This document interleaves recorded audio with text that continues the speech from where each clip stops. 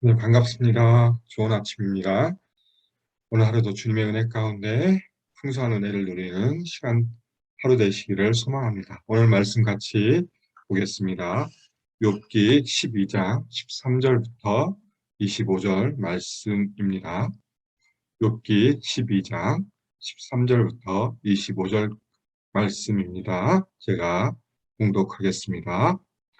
지혜와 권능이 하나님께 있고 계략과 명철도 그에게 속하였나니 그가 허르신즉 다시 세울 수 없고 사람을 가두신즉 놓아주지 못하느니라.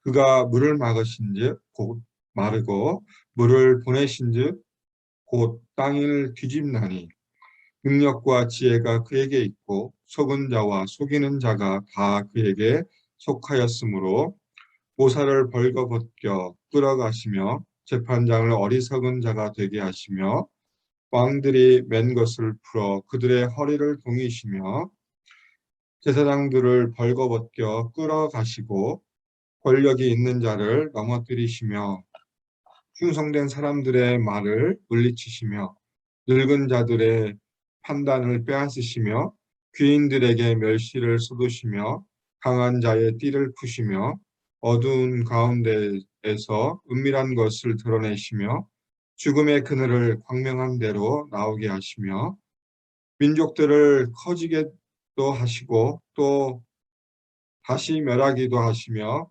민족들을 널리 퍼지게도 하시고 다시 끌려가게도 하시며 만민의 우두머리들의 총명을 빼앗으시고 그들을 길없는 거친들에서 방황하게 하시며 빛없이 캄캄한 데를 더듬게 하시며 취한 사람같이 비틀거리게 하시느니라.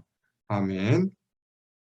오늘 우리가 읽은 본문 욥기 12장 13절부터 25절 말씀은 욥의 대답입니다. 나아마 사람 소발의 말에 대한 대답으로서 두 번째 단락에 해당됩니다.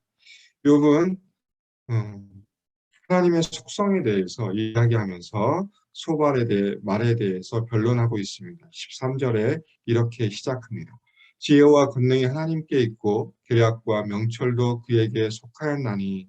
욥은 하나님의 속성을 이야기합니다. 지혜와 권능, 계략, 명철 이 모든 것들이 하나님께 속하였다. 그리고 그것을 통하여서 우리를 다스리신다라고 이야기하고 있습니다. 그 내용이 14절부터 15절에 나타납니다. 그가 허르신즉 다시 세울 수 없고 사람을 가두신즉 놓아주지 못하느니라. 그가 물을 막으신즉 곧 마르고 물을 보내신즉 곧 땅을 뒤집나니. 그가 허르신즉 다시 세울 수 없다라고 이야기하시는데 이 말씀은 우리가 바벨탑을 생각해 봤으면 좋겠습니다. 창세기 11장에 나오는 바벨탑의 사건, 인간이 아무리 큰 능력을 가지고 있어도 우리가 하나 되고 싶어서 그 탑을 세웠을 때 하나님이 뭐라고 하십니까? 너희의 행위가 악함으로 내가 그걸 헐어버리겠다, 못하게 하겠다 그러면서 그것을 다시는 세울 수 없도록 만드신 일이 있지 않았습니까? 그것처럼 하나님은 허르신즉 다시 세울 수 없도록 만드시고 또 사람을 감옥에 가두신 것처럼 놓아주지도 않으실 수 있는 능력이 있다라는 것을 이야기하고 있고 15절에 보면 자연까지도 하나님의 손에 달려있다라는 것을 이야기합니다. 물을 막으신즉 곧 마르고 엘리야 시대를 생각해 봤으면 좋겠습니다. 엘리야가 때에 하나님이 3년 반 동안 비를 오지 않도록 하니까 온 땅이 말라버리는 그 사건을 우리가 기억하지 않습니까? 그것처럼 하나님이 물을 막으시면 곧 마르고 이 세상에 온갖 가뭄으로 시달릴 수밖에 없지만 또 한편으로 물을 보내신즉 곧 땅을 뒤집나니 이 뒤집다라는 의미는 홍수를 의미합니다. 물이 너무나 또 쏟아져서 결국 땅을 뒤집힘으로 홍수가 난다. 결국 모든 자연에 관련된 모든 부분도 하나님이 다스리신다라고 이야기하고 있습니다. 그러면서 다시 한번 욥은 16절에서 확신을 가지고 이야기합니다. 능력과 지혜가 그에게 있고 속은 자와 속이는 자가 다 그에게 속하였으므로 결국 이 그에게 속하였다라는 의미는 모든 통치의 권한이 하나님 앞에 있다. 하나님 손아귀에 달려 있다. 통치 아래 있다라는 의미를 가지고 있습니다. 그러면서 17절부터 시작해서 25절까지 많은 사람들이 등장합니다. 모사, 재판장, 왕, 제사장들, 권력 있는 자들, 충성된 사람들, 늙은 자들, 귀인들, 심지어 민족들, 만민의 우두머리들. 그래서 총 많은 사람들을 열거하고 있습니다. 그런데 이 모든 사람들까지도 하나님 손에 있다라고 이야기하고 있습니다. 이 부분을 제가 세번역 성경으로 한번 읽어드리겠습니다. 한번 오늘 본문 개역개정과 세번역의 성경을 한번 대주하시면서 한번 보셨으면 좋겠습니다. 하나님은 고관 17절입니다. 하나님은 고관들을 벗은 몸으로 끌려가게 하시는가 하면 재판관들을 바보로 만드시기도 하신다. 하나님은 왕들이 결박한 줄을 풀어주시고 오히려 그들의 허리를 포승으로 묶으신다. 하나님은 제사장들을 맨발로 끌려가게 하시며 권세 있는 자들을 거꾸로 때리신다. 하나님은 자신만만하게 말을 하던 사람을 말문 막히게 하시고 나이 든 사람들의 분별력도 거두어 가시고 귀족들의 얼굴에 수치를 쏟아 부으시며 힘 있는 사람들의 허리띠를 풀어버리신다. 하나님은 어둠 가운데에서도 은밀한 것들을 드러내시며 죽음의 그늘조차도 대낮처럼 밝히신다. 하나님은 민족들을 강하게도 하시고 망하게도 하시고 뻗어나가게도 하시고 흩어버리기도 하신다. 하나님은 이 땅 백성의 지도자들을 얼이 빠지게 하셔서 길 없는 거친 들에서 방황하게 하신다. 하나님은 그들을 한 가닥 빛도 없는 어둠 속에서 더듬게도 하시며 술 취한 사람처럼 비틀거리게도 하신다. 이 세번역 성경으로 제가 읽어드렸습니다. 오히려 좀 더 이해하기 쉬웠을 것이라고 생각되어집니다.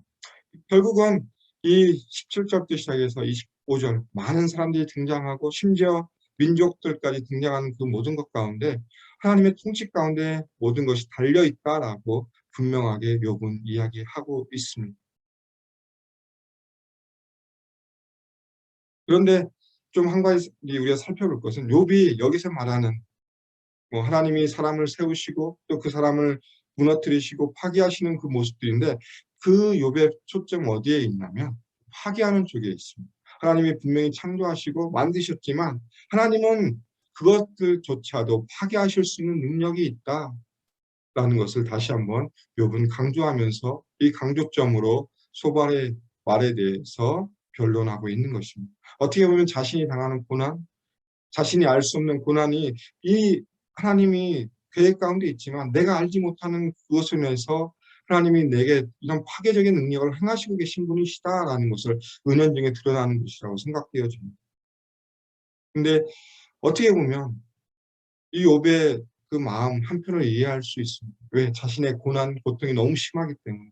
그렇기 때문에 하나님의 다스리심은 분명히 인정하지만 그 안에서 하나님의 다스리심이 정말 좋은 쪽의 다스림도 있지만 어떻게 보면 사람의 생각에는 나쁜 쪽의 다스림일 수도 있다라고 욥은 이야기합니다. 그러면서 하나님의 권능이 이런 능력이 있고 통치 가운데 있다라고 분명하게 오늘 본문을 통해서 이야기하고 있습니다. 오늘 말씀을 준비하면서 이런 생각을 해봤습니다. 우리가 예수를 믿는다고 해서 우리에게 시험이 없냐? 그건 아니지 않습니까? 오히려 우리가 예수 믿는다고 해서 우리에게 더 많은 시험과 연단이 올 수 있습니다. 왜? 하나님 말씀대로 살아가려고 하다 보니까 세상에 거치는 것들이 너무 많기 때문에 오히려 우리에게 시험과 연단이 올 수 있습니다. 그런데 그 시험과 연단이 있을 때 우리가 해야 될 것이 무엇인가? 이 하나님의 통치, 하나님의 속성, 지혜와 권능과 계략과 명철, 하나님의 권능이 있다는 것을 기억하시면서 이 모든 것을 다스리시는 분이 하나님이심을 다시 한번 기억하셨으면 좋겠습니다. 오늘 이 아침에 우리가 또 주님 앞에 나아갑니다. 우리가 또 하루를 살아갑니다. 하루의 삶 가운데서 하나님이 우리에게 베풀어 주신 놀라운 은혜들을 다시 한번 기억하셨으면 좋겠고 하나님의 계획을, 하나님의 뜻을 우리가 100% 알 수는 없습니다. 왜? 우리는 유한한 존재이기 때문에 무한하신 하나님의 그 계획을 100% 알 수 없기 때문에 때로는 가우뚱거리면서 이게 하나님이 하셨을까? 하나님이 나에게 주신 왜 이런 일을 나에게 주셨을까? 그런 의문이 들 수도 있지만 그런 의문이 들 때 다시 한번 우리가 하나님 앞에 나아갔으면 좋겠습니다. 하나님은 통치자이시며 하나님은 우리를 다스리신다. 온전히 우리를 다스리신다. 하나님의 계획 가운데 우리를 다스리시고 인도하신다는 것을 기억하셨으면 좋겠습니다. 오늘 하루의 삶이 또 우리에게 주어져 있습니다. 오늘 하루의 삶 가운데 또 현재의 삶 가운데 내가 어려움에 처해 있습니까? 오히려 다시 한번 우리가 주님을 바라보며 믿음의 고백을 드렸으면 좋겠습니다. 내가 어려움 가운데 있지만 나의 모든 것이 하나님 손에 달려 있음을 고백합니다. 하나님 나를 붙들어 주시며 인도하여 주시옵소서. 주님만이 나의 모든 것 되십니다라고 고백하면서 주님이 또 공급하시는 지혜와 능력과 힘을 힘입어서 오늘 하루도 승리하며 또 주님이 주신 은혜를 누리는 풍성한 하루가 되기를 주님의 이름으로 축원합니다. 기도하겠습니다. 하나님 감사합니다. 오늘 욥의 말을 통하여서 또 하나님의 살아계심, 또 하나님의 통치하심을 우리가 다시 한번 기억하게 해주셔서 감사합니다. 이 세상의 모든 것들을 다스리시는 하나님, 또 이 세상의 모든 것들이 다 주님 손에 아래에 있음을 다시 한번 고백하게 해주시고 더욱더 주님만을 바라볼 수 있는 그 은혜를 우리가 허락하여 주시며 인도하여 주시옵소서. 우리가 당하는 고통, 고난, 어려움, 때로는 내가 이해할 수 없지만 그러나 그 안에서 늘 계획 가운데 인도하시는 주님을 바라보게 해주시고 통치하시는 하나님을 바라봄으로 말미암아 우리에게 다시 한번 주님이 주신 평안을 누리며 우리 마음 가운데 주님 주신 기쁨을 누릴 수 있도록 도와주시고 믿음으로 그 모든 것들을 넉넉히 이길 수 있도록 우리와 함께 해주시며 인도하여 주시옵소서. 하나님 주님을 바라보며 나아가는 하루의 삶이 되게 해주시고 오늘 하루의 삶을 통하여 온전히 주님의 영광이 드러나는 삶을 살아드릴 수 있도록 우리에게 지혜를 주시고 명철을 주시고 은혜를 허락하여 주시옵소서. 그리함으로 말미암아 우리가 만나는 사람들에게 주의 사랑을 전하는 귀한 하루가 될 수 있도록 복된 하루가 될 수 있도록 주님께서 인도하여 주시며 함께하여 주시옵소서. 주님 감사합니다.